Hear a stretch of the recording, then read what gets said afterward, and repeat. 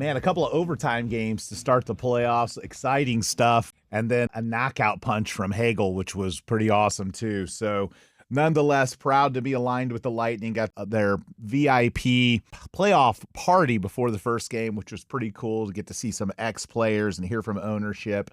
And what a well-run organization, and just exciting to be part of what they're doing in Tampa Bay. Hope they continue winning. And, I want to get to something that we're experiencing in our business right now that I think a lot of customers, as well as a lot of real estate agents, are dealing with right now. And it is the number of cancellations. And this is cancellations of contract as well as cancellations of listings. And I think it's actually the highest percentage in the industry that I've seen. Now, ours isn't the highest, in my team, but the industry is seeing the highest percentage of these cancellations that they've ever seen. And I want to go through this a little bit because I think it's important to guide consumers away from making the mistakes that end up causing them to cancel. And then also the idea as to why a lot of consumers are canceling and should not. So whenever you have a, polarizing economic situation like we have right now, which is, a very volatile stock market, a volatile news cycle, a war in Iran, interest rates, are, volatile as well. So all this volatility causes fear. Now, when you're dealing with professional investors that are buying homes to renovate and resell, or buying them to flip, or buying them long term, similar to the stock market, when you're dealing with traders or analysts or hedge funds, those individuals are professionals. They don't let a lot of that short-term news, affect their decision making. In fact, they use that short-term news to their benefit. They wait for dips in the market, or they wait for rates to rise, and then they can jump in and buy assets at better prices because they're buying long-term. The regular homeowner, though, that's buying a home isn't thinking about it as much as an investment. They're thinking about it more from an emotional standpoint. And a lot of times they're motivated by fear. So fear drives them more than excitement.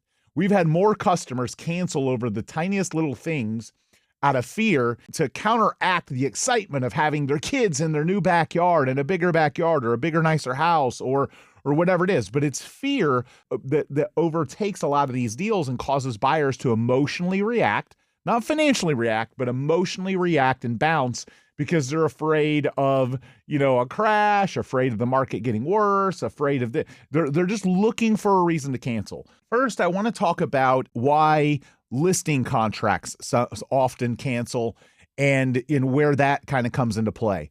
A lot of the reason listing contracts fail, a majority of the reason listing contracts fail, is you either hired the wrong agent and then didn't get results, and now you want out because you didn't do your part on the front end. You looked for the cheap agent, you looked for the new and experienced agent, or you went with your uncle's brother's cousin's friend, and you made a mistake, and now you're trying to back out of that mistake. The other reason is that you overpriced the house. Those are the two telltale signs for why listing contracts get canceled. And most sellers don't want to accept responsibility.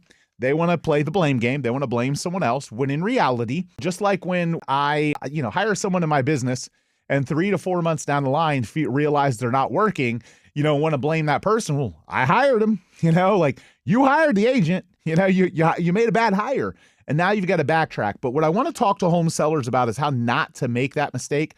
Once you've made that mistake and you realize it, of course, we've sold thousands of homes, thousands. Let me repeat that.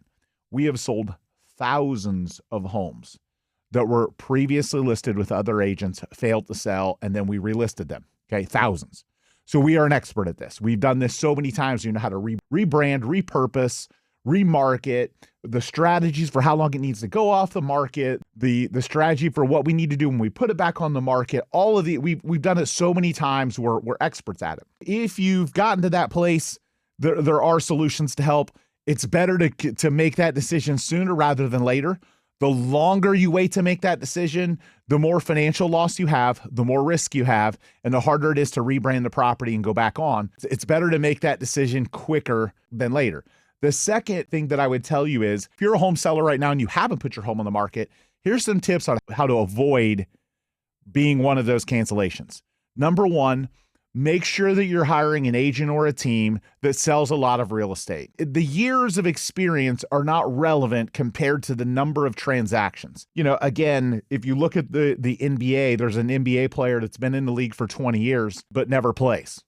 And then there's a guy that's in his second or third year, and he's a superstar MVP, right?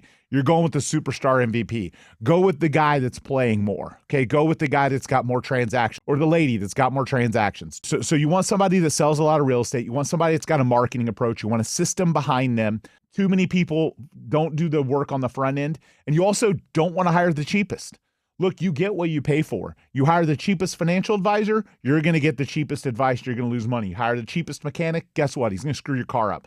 You hire the cheapest real estate agent, guess what? You have a higher chance at failure because they're either cutting money for marketing, they're not a great negotiator, so they're going to lose you money in negotiation because if they couldn't negotiate their own fee, how can you expect them to protect your equity in conversations you're never going to be a party to?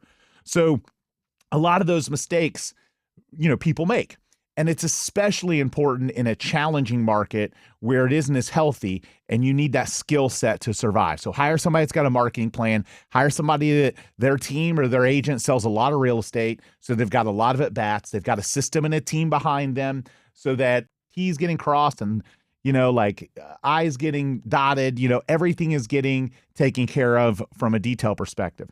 The other thing that I would say is, another mistake is people will hire the agent that helped them buy the home, okay, or help them buy before. There are a lot of great real estate agents that are really good at helping buyers and maybe not as great at helping sellers. If you look at like the legal world or the medical world, imagine going to a cardiologist to work on your foot, or imagine going to an estate attorney to help you with a criminal case, right?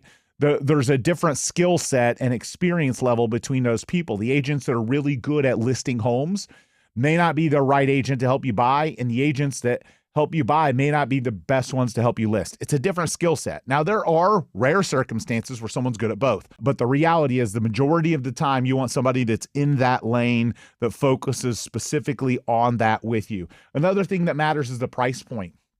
I have agents in my company that sell $1 million, $2 million, $5 million, $9 million, $10 million houses. And then I have agents in my company that sell $200,000, $300,000, $400,000 houses. So all of those things matter. And we're going to align you with the agent that kind of checks off all those boxes. But consumers make a lot of mistake not doing that due diligence, or they feel guilty for not hiring a family member or friend. And that can cost you a lot of money. The next thing I would tell you is how failures happen and how cancellations happen is by overpricing your home. It takes two to tango. So when you're listing a home, it's the real estate agent and the seller, and they're attempting to come to terms on what to market the home at. There's no wrong or right answer, but it matters to the strategy. If your goal is to really sell your house and you overprice it, and then you chase the market and prices are dropping, by the time you do lower your price to what it should have been before, it's too late. And now you've got days on market that have piled up and you don't have demand. So pricing your home to sell is super important, and a mistake so many consumers make with the real estate agent because they either don't listen, they think their house is the Taj Mahal, they think it's the best house in the neighborhood, they either don't listen or the agent isn't strong enough to tell them this is a mistake and you're going to lose money, because they're either a weak salesperson or they're not experienced, or they simply have very little business. So they're going to tell you what you want to hear to try and get your listing, and then over a period of time to try and work you down in price so that it can eventually sell. It's not that's inherently wrong, but in a hot market, that strategy can be successful when prices are rising. Because if you overprice it by a month or two down the line, there's appreciation. You maybe cut it once, and you kind of the stars align. In a market where prices aren't doing that, the opposite is occurring. So you're starting high and prices are dropping. So you cut it, but you're chasing. You're chasing a downward trend in the market, and you don't end up finding a buyer. So those are reasons why listing cancellations happen. You can avoid it. I would tell you rip the Band-Aid off sooner rather than later if your home is struggling to sell. I would also tell you if your home struggled to sell, and I would also tell you if you made a mistake, then try and rectify it. Every broker is a little bit different in terms of their cancellations. Sometimes you can get out of an agreement, sometimes you cannot. And certainly you need to give your agent a chance and have some feedback. A lot of the time, what may be happening with the agent that you have isn't necessarily that they're bad. It's that you need to cut the price and maybe you didn't listen. So it's certainly not always the agent's fault. A lot of times it rests on the seller and their ability to listen and listen to the agent's advice. If it's a pricing issue, everything may be right with the house. You may just need to cut the price. So the last thing I would say on cancellations of contract when you're under contract to buy a house. A lot of buyers cancel for small, minuscule reasons that are going to occur on every single house. They cancel because the GFI outlet in the kitchen isn't working, or they cancel because the dirt is washed out from underneath the gutter. There's a lot of really simple things that I would tell you can be resolved with minimal money. And unless you have an unlimited budget, that home inspection report that scares a lot of buyers is meant to be a blueprint for the things that you need to take care of in your first few years of ownership. It doesn't always mean that everything needs to get addressed. Now, of course, if the roof is shot, if it's infested with termites, if the foundation's got a problem, if you find out there's mold or it was, the house flooded and they didn't disclose, there's certainly reasons to cancel. But most of the time, consumers cancel for a thing that they're going to find in the next house, and they're just blowing money. They're blowing money on inspections and appraisals, and they continue blowing time, energy, and money only to eventually have the market teach them that everything that they saw in that first house is going to be consistent with the things that they see in the other houses too, unless they have an unlimited budget. And unless you have an unlimited budget, there's going to be issues with the home inspection. There's going to be things found that are wrong. So hopefully that makes sense in helping you hopefully that helps some agents make some sense on how to get through this and avoid having these record high cancellations. And the last tip that I'll give you to avoid contract cancellations, I would strongly encourage every contract for sale have the inspection and the appraisal done during the inspection period early.